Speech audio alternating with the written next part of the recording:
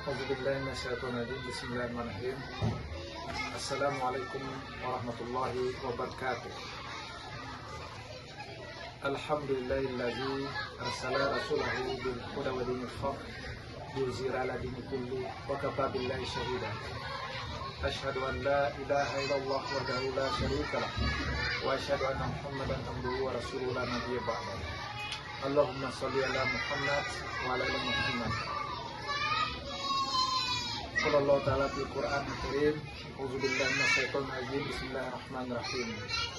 Innama sadaqatu lil fuqara'i wal masakin wal amilin 'alaiha wal mu'allaqati qulubuhum wa fir riqab wal gharimina wa fi sabilillahi wa ibnis sabil faridatan minallahi wallahu alimun hakim. Shadaqallahu al-azim. Alhamdulillah, puji syukur kepada Allah Subhanahu wa taala atas segala limpahan rahmat dan karunia diberikan kepada kita, sehingga kita masih diberikan umur untuk dapat beramal serta mengerjakan amal-amal soleh. Mudah-mudahan apa yang kita lakukan dinilai ibadah Allah Subhanahu wa taala. Kemudian selawat dan salam kita mohon disampaikan kepada arwah Nabi Muhammad SAW beserta sahabat, beserta keluarga, serta orang-orang yang istiqomah dalam menjalankan agama Islam. Mudah-mudahan nanti kita di yaumul mahsyar akan mendapat syafaat dari beliau. Baiklah, sebelumnya kami memperkenalkan diri. Nama kami adalah Ibu Kudus Maria, mahasiswa PPR PGSD Universitas Muhammadiyah Muara. Insya Allah kami akan menyampaikan ceramah singkat tentang zakat, yang merupakan tugas yang diberikan pada dosen mata kuliah Al-Islam Muhammadiyah 1. Mudah-mudahan bermanfaat terutama bagi kami pribadi dan untuk kaum muslimin semuanya. Tadi sebagaimana yang kita bacakan terkait dengan surah At-Taubah ayat 60 tentang perintah untuk melaksanakan zakat. Sebenarnya banyak sekali zakat, sholat biasanya digandengkan dalam satu rangkaian kata untuk kalimat. Jadi ini menunjukkan begitu pentingnya zakat. Zakat merupakan rukun Islam yang ketiga, setelah sholat, setelah syahadat sholat, zakat, kemudian puasa, dan selanjutnya naik haji bagi yang mampu.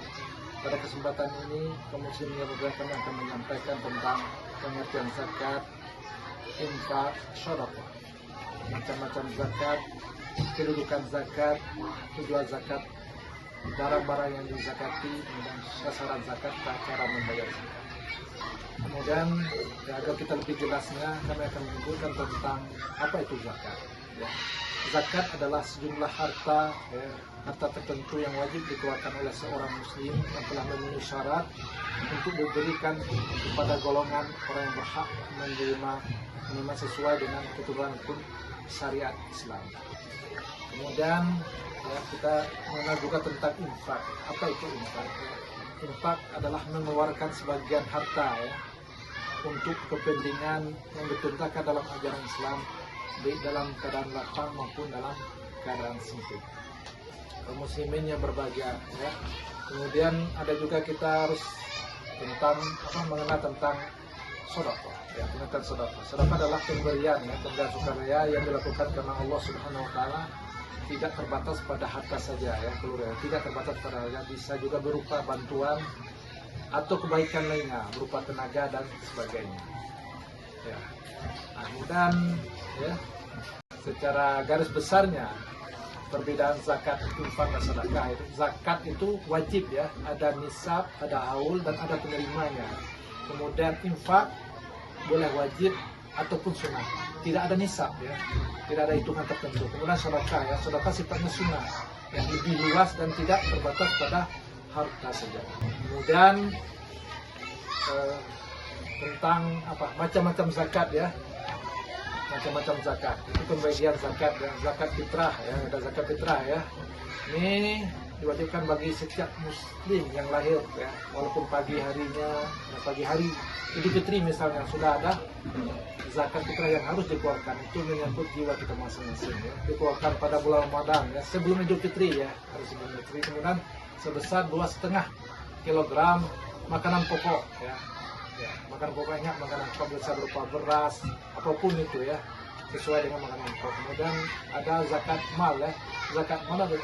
Zakat mal atas harta yang memenuhi syarat tertentu ya, itu maksudnya ya. Kemudian ada untuk lebih luasnya kita mengetahui tentang zakat ataupun jenis zakat mal ya, berupa zakat emas ya dan perak, kemudian zakat uang dan tabungan, kemudian zakat perdagangan ya, ada zakat pertanian, kemudian zakat peternakan, zakat tambang ya, semuanya itu termasuk dalam jenis-jenis zakat mal. Kaum muslimin yang berbahagia ya. Kemudian untuk lebih jelasnya bahwa bagaimana kedudukan zakat tersebut ya.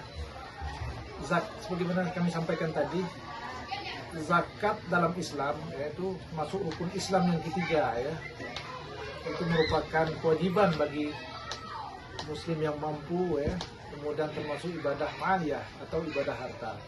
Kemudian pentingnya zakat ya, seperti yang disebutkan dalam Al-Quran ya tadi ya, surah Al-Taubah ayat 60. Kemudian banyak sekali ayat-ayat lain yang menguraikan atau menerangkan tentang bagaimana zakat ini ya. Kemudian ini adalah menjadi kewajiban ya, kewajiban untuk membantu sesama muslim atau merupakan kewajiban sosial oleh kaum muslimin yang berbahagia kepada Allah. Kemudian ada tujuannya, apa tujuan zakat itu ya?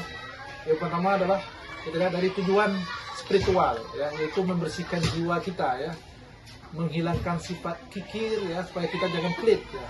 Kemudian tujuan sosial yaitu membantu fakir miskin ya, fakir miskin, kemudian mengurangi kesenjangan sosial antara si kaya dan miskin, kemudian untuk kesejahteraan umat secara umum. Maka itu adalah beberapa tujuan zakat supaya kita untuk mengetahui ya, agar tidak salah nantinya apa nih tujuan orang berzakat. Kaum muslimin yang berbahagia, kemudian barang-barang yang dizakati mesti kita tahu ya, adalah milik, syarat itu milik kita ya, jangan orang lain ya. Kemudian mencapai nisabnya ya, dengan ya, kemudian mencapai 1 tahun ya, kecuali pertanian ya, pertanian itu tidak ya, tidak harus sampai 1 tahun. Kemudian contoh barang yang dizakati emas, perak, uang, tabungan, hasil pertanian, hasil perdagangan dan peternakan ya.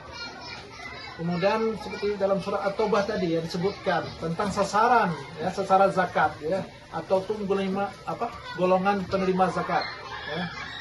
Yang pertama adalah fakir ya, fakir utamakan fakir ya, kemudian miskin, amil, mualaf atau orang yang masuk agama Islam, kemudian gharimin atau yang banyak hutang, kemudian fi sabilillah ya, kemudian ibnu sabil ya, itu adalah sasaran zakat atau golongan ataupun 8 asnaf ya dalam Islam. Kemudian fakir itu ya, fakir adalah orang-orang yang memiliki harta tapi tidak mencukupi untuk kebutuhannya.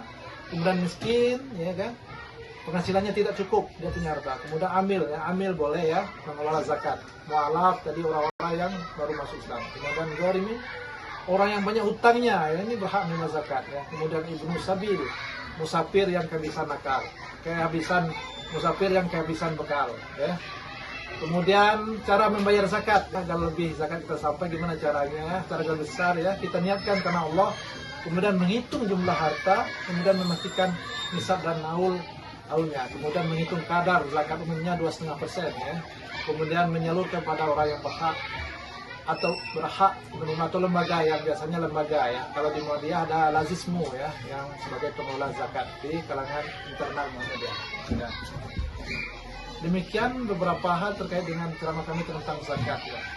Kemudian kaum muslimin yang berbahagia, kami dari sekolah Hidayah SD Al-Fikri, alhamdulillah pada Ramadan 1447 Hijriah kemarin itu sudah mengumpulkan zakat dari orang tua wali murid ya, keluarga besar SD Al-Fikri, yang kami salurkan kepada orang-orang yang berhak menerimanya sesuai dengan 8 asnaf dari yang tercantum dalam surah At-Taubah ayat 60 tadi.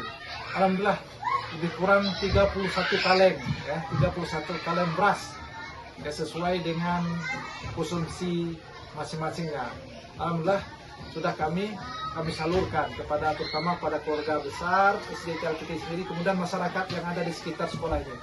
Mudah-mudahan ini menjadi rutinitas ya, rutinitas kita setiap tahunnya di bulan Ramadan. Mudah-mudahan ini akan berimbas atau berdampak terutama bagi pembayar zakat, kemudian bagi masyarakat yang ada di sekitar sekolah ini sebagai rasa kepedulian kita. Semoga mereka juga merasakan hari raya Idul Fitri. Ya, mudah-mudahan ceramah singkat ini terutama akan memberi motivasi kepada kami yang untuk selalu berbuat kebaikan terutama dalam mengelola zakat. Nah, demikian wastabiqul khairat wabillahi taufiq wal hidayah. Wassalamualaikum warahmatullahi wabarakatuh.